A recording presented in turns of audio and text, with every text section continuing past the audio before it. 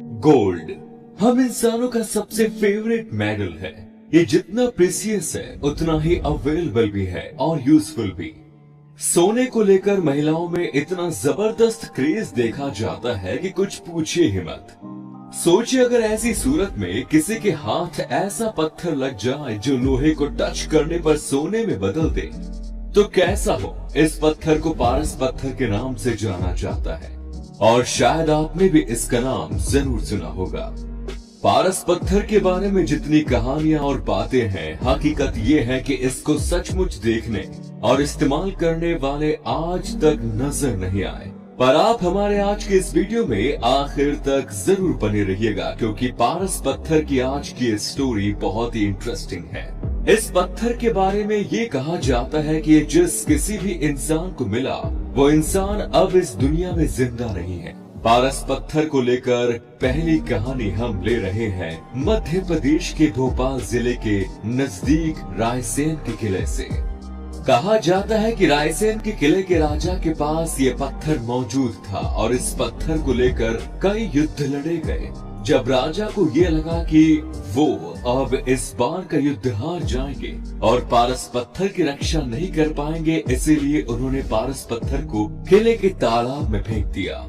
इस युद्ध में राजा वीर गति को प्राप्त हुए, महल वीरान हो गया। बताया जाता है कि ये पत्थर महल में ही कहीं गुम हो गया। बाद में आने वाले कई राजाओं ने महल को खुदवा कर पारस पत्थर को खोजने की कोशिश की, लेकिन वो नहीं मिला। आज भी लोग पारस पत्थर को खोजने के लिए रात के बाद इस महल में जाते हैं। कुछ पूजा पाठ और तंत्र मंत्र का भी सहारा लेते हैं, लेकिन ये पत्थर आज तक किसी को भी नहीं मिला। कुछ लोगों ने जादू टोने का भी सहारा लिया। कुछ लोग तो पारस पत्थर के चक्कर में यहाँ आए और पागल भी हो गए क्योंकि लोगों का मानना है कि पारस पत्थर की रक्षा यहाँ एक जिन्न करता है। अब पारस पत्थर के संबंध में दूसरी कहानी इस प्रकार है। विलर थैंक्सटन ने पारस पत्थर को लेकर एक आर्टिकल लिखा था the emperor of India title से।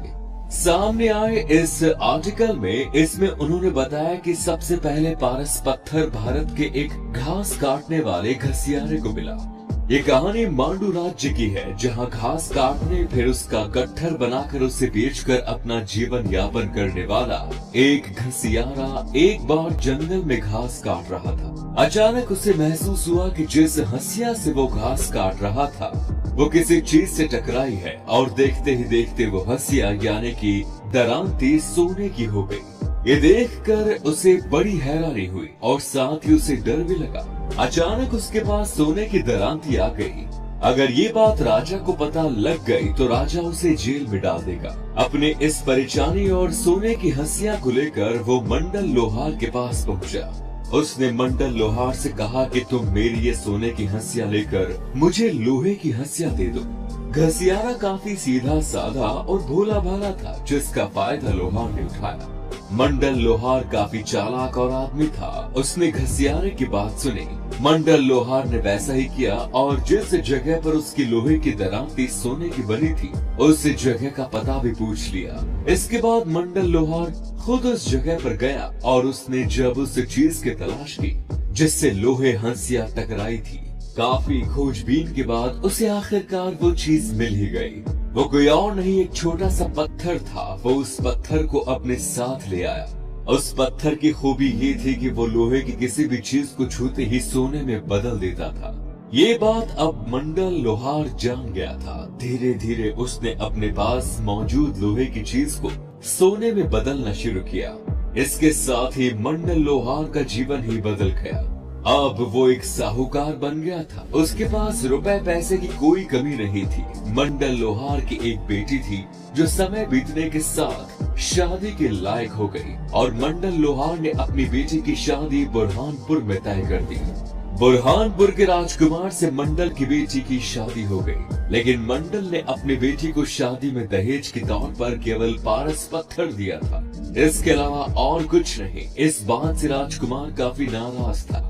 उसे लग रहा था कि मंडल लोहार काफी पैसे वाला है और अपनी बेटी को विदा के समय सोने चांदी से लाद देगा, लेकिन उसने तो सोने का एक हार भी नहीं दिया।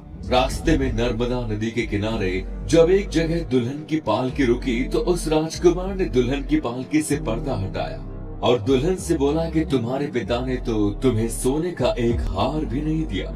कैसे कंगाल घर में शादी हो